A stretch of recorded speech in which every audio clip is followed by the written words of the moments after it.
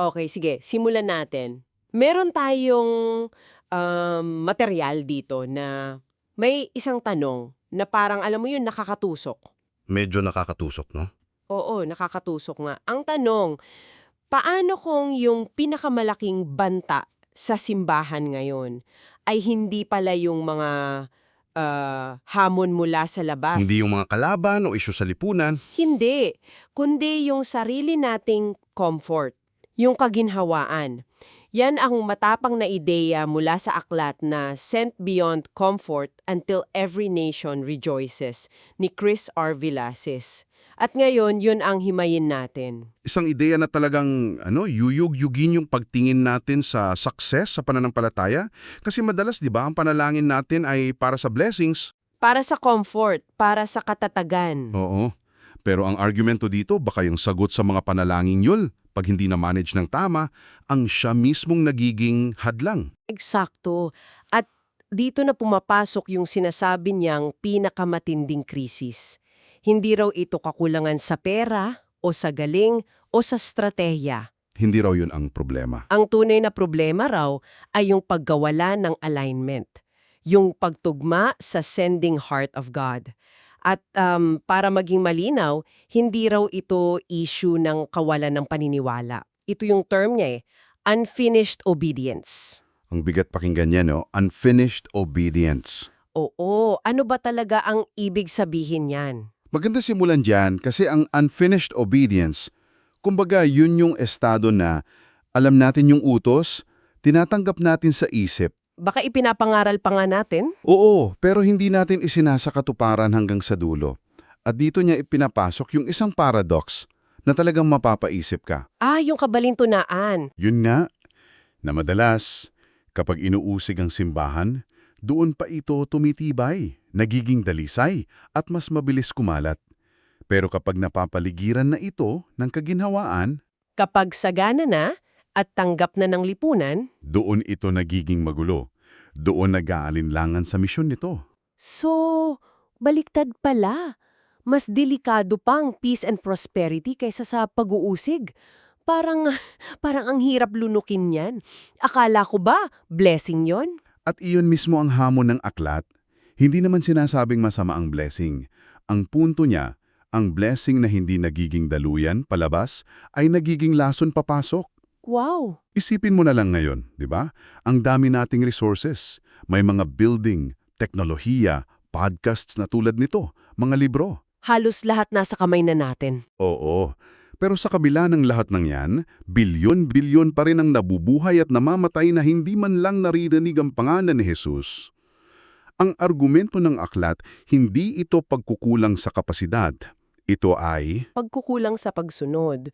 Yung kaginhawaan natin ang naging krisis. yun mismo. Okay, sige. Kung comfort ang problema at unfinished obedience ang sakit, ano yung gamot? Dito na siguro pumapasok yung konsepto ng misyon. Pero parang ang pagkakaintindi ko sa kanya, hindi ito yung misyon na isang department lang ng simbahan. Tumpak. Binabago ng aklat ang buong definition natin ng misyon. Kasi sinasabi rito, ang misyon ay hindi isang programa na ginagawa ng simbahan. Kundi, Ito ang dahilan kung bakit may simbahan. Ang tawag dito, Missio Dei, ang misyon ng Diyos. Simple lang yung ideya, pero radikal. Ang misyon hindi nagsimula sa atin. nagsimula sa Diyos. Diyos. Ang buong kwento ng Biblia ay kwento ng isang sending God. Isang Diyos na laging kumikilos palabas para abutin tayo. Okay. So, hindi lang siya basta nagpapadala ng mga misyonero, ang Diyos mismo ang unang misyonero. Iyon mismo. At ang ganda ng pagkakalatag nito sa Biblia nagsimula kay Abraham, di ba, sa Genesis 12. Tinawag siya ng Diyos hindi lang para pagpalain siya. Hindi lang para sa pamilya niya. Hindi. Malinaw ang utos. Sa pamamagitan mo ay pagpapalain ng lahat ng angkan sa lupa. Palaging global. Laging palabas. So hindi pala siya nanalo sa isang blessing lottery para sa sarili niya lang. Kumbaga, he was designed to be a channel, not a container. Isang daluyan. Hindi imbakan. Eksakto. Tapos, tingnan mo ang Israel sa Exodus. Pinili sila hindi para maging isang exclusive club. Na sila lang yung nag-e-enjoy. Oo, tinawag silang kaharian ng mga saserdote, mga tagapamagitan, parang sila dapat yung show window ng Diyos sa mundo. At syempre, ang kasukdulan ng lahat, Si Hesu Kristo. si Kristo. Yung pagkakatawang tao niya, yung pagtawid niya mula sa langit papunta dito sa lupa, yun ang pinakadakilang missionary act, the ultimate boundary crosser. Kaya pala, nung sinabi ni Jesus sa John 20 kung paanong sinugo ako ng Ama, gayon din naman isinusugo ko kayo, hindi lang yun parang suggestion. Hindi. Parang DNA transfer, di ba? Oo, ibinibigay niya sa atin yung mismong identity niya bilang ang sinugo. Walang paghihiwalay. At dito nagiging malalim ang implikasyon ayon sa aklat, walang bersyon ng pagiging Kristiyano na hindi, sa kaibuturan nito, pagiging misyonero. Ibig sabihin, kung sumusunod ka kay Kristo, sinugo ka. Period. Oo, kung ang pananampalataya natin ay hindi tayo tinutulak palabas sa ating mga comfort zone, merong tayong hindi pa nauunawaan tungkol sa Diyos na sinasamba natin. Okay, so kung ganyan kalaki ang epekto niyan, siguradong wasak din ang karaniwang pagtingin natin sa discipleship. Sabi nga rito, isa sa mga malaking pagkakamali natin ay ang pagtrato sa discipleship bilang pag-aaral lang. Information gathering. Oo, imbes na pagsasanay para sa pagsunod. Parang ang sinasabi niya, marami sa atin nagiging spiritual librarian. Ang galing mag-imbak ng kaalaman, pero hindi lumalabas ng library para gamitin yung mga libro. Napaagandang analogy niyan. At yan mismo yung punto. Ang gusto ng Diyos ay mga spiritual courier, tagapagdala ng mensahe. Ang problema, maraming simbahan ang ganda-ganda nilang library. Maayos, tahimik, kumpleto sa resources. Oo, pero yung mga libro hindi lumalabas. Sabi sa aklat, yung tawag ni Jesus na sumunod ka sa akin ay laging may direksyon, laging may pupuntahan. Yung Great Commission sa Matthew 28, Yun na. Ang humayo kayo ay hindi bagong utos na idinagdag lang sa dulo. Yun ang culmination. Yun ang layunin ng lahat ng itinuro niya. so ang tunay na resulta pala ng discipleship ay hindi lang mga taong well-informed, kundi mga taong well-deployed. Iyan na. Ang discipleship ay dapat nagre-resulta sa mga buhay na ipinapadala.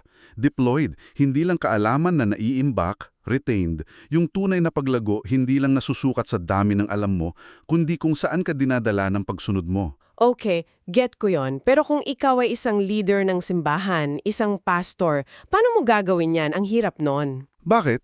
Kasi 'di ba, ang karaniwang sukatan ng tagumpay ay attendance, laki ng budget, Ganda ng building. oo. Tapos sasabihin mo sa kanila, "Hoy, ang goal mo ay paliitin ang church mo by sending your best people out."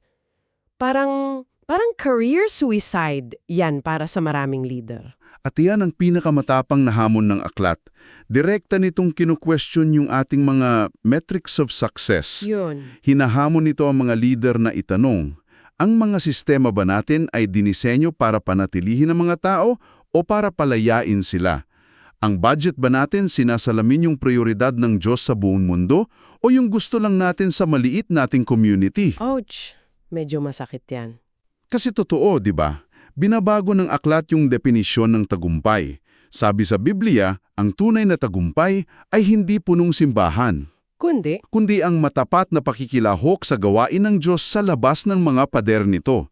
Ang trabaho ng mga lider ay hindi lang para tipunin ng mga tupa, kailangan din silang ihanda para ipadala. So, hindi lang ito para sa mga super Christians, yung mga full-time missionaries.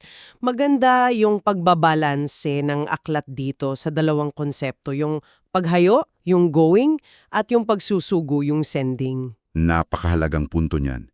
Kasi madalas, yan yung excuse natin eh. Hindi naman ako tinawag maging misyonero kaya dito lang ako. Safe. Oo, tinatanggal ng aklat yung maling paghihiwalay na yan. Ang pagsusugo raw ay isang gawaing pangkomunidad, isang shared sacrifice. Samat-samang sakripisyo. Paano yun sa practice? Ang classic example sa aklat ay yung simbahan sa Antioch sa Acts 13, nang tawagin ng banal na espiritu sina Pablo at Bernabe para sa misyon. Anong ginawa ng simbahan? Nag-ayuno sila, nanalangin, at ipinadala nila yung pinakamahuhusay nilang leader. Isipin mo yon, ang A-team nila ang ipinadala. Hindi yung sino ba dyan ang walang masyadang ginagawa. Ipinadala nila yung mga haligi ng komunidad nila. May kapalit yun, masakit yun. Let's be real, parang sa kumpanya yan, di ba? Ipapadala mo ba yung best employee mo sa ibang branch knowing nahihina yung team mo dito? Yan yung tension. Eksakto. Kasi ang pagsusugo ayon sa aklat ay hindi lang pagbibigay ng sobrang pera. Ito ay pagpapakawala sa mga taong pinakamamahal at pinakakailangan mo para sa mas malaking layunin ng Diyos. Kaya lahat may bahagi at lahat may sakripisyo. Tama. May humahayo, may sakripisyo yun. May nagbibigay ng pinansyal, may sakripisyo yun. May nananalangin, may sakripisyo yun. Walang major at minor roles sa misyon. Okay, pero sa lahat ng to, yung sakripisyo, yung pagsunod, yung pag-alis sa comfort, baka isipin ng iba parang napakabigat naman, puro hirap. Saan natin huhugutin ng motivation para gawin to? At dyan talaga dinadala ng aklat ang lahat ng argumento niya. Sa isang pangitain sa dulo ng Biblia, Revelation 7. Ah, okay. Dito, nagiging malinaw kung bakit sulit ang lahat. Kasi alam na natin ang ending ng pelikula. At ang ending ay hindi isang maliit na grupo na nagtagumpay. Anong ending? Ang ending ay isang napakaraming tao na hindi kayang bilangin mula sa bawat bansa, lahi, at wika na nakatayo sa harap ng trono ng Diyos at sumasamba. Sabay-sabay. Isang pandaigdigang worship service? Yun na. At ang sabi sa aklat, hindi lang yan isang magandang pangako para sa future. Ito ang layunin na dapat humuhubog sa bawat desisyon natin ngayon. Binabago nito ang lahat. Oo, kung yan ang katapusan ng kasaysayan, kung gayon ang tagumpay para sa simbahan ngayon, ay hindi ang pagbuo ng isang komportabling community. Ang tagumpay ay ang pakikibahagi sa pagtitipon ng mga mananamba mula sa bawat sulok ng mundo. So, yung motivation natin, hindi guilt, hindi dahil sa konsyensya. Hindi. Ang motivation natin ay katiyakan, hope. Hindi tayo nagtatrabaho para sa isang tagumpay, nagtatrabaho tayo mula sa isang tagumpay na sigurado na. Iyon mismo, kumikilos tayo dahil sa katiyakan na magtatagumpay ang plano ng Diyos. At sa biyaya niya, iniimbitahan niya tayong maging bahagi ng katuparan noon. Okay, grabe. Ang dami nating nahimay. So para i-recap, sinumulan natin sa krisis ng kaginhawaan, yung unfinished obedience. Tapos nakita natin na ang solusyon ay ang pag-a-align sa Missio Dei, ang pagkaunawa na ang Diyos natin ay isang sending God. At tayo, bilang mga tagasunod niya, ay isang sent people. Binago nito ang pagtingin natin sa discipleship mula sa pag-iimbak lang patungo sa paghahanda para sa pagpapadala. Hinamon din nito ang mga leader na sukatin ang tagumpay hindi sa dami ng tao sa loob, kundi sa dami ng ipinapadala sa labas. Ay. At kung iuugnay natin ito pabalik sa iyo na nakikinig, mahalagang tandaan na ang aklat na ito ay hindi lang para magbigay kaalaman. Hindi siya informative lang. Hindi. Ang layunin nito ay maging formational.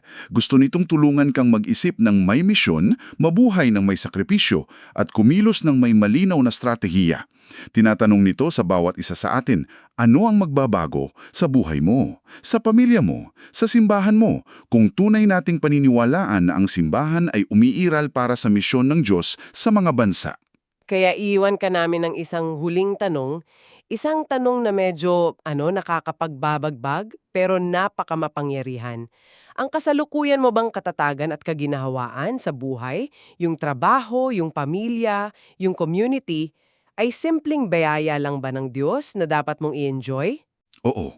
O ito na ba mismo ang naging hadlang sa isang mas magastos, mas mapanganib, pero sa huli, mas masayang uri ng pagsunod?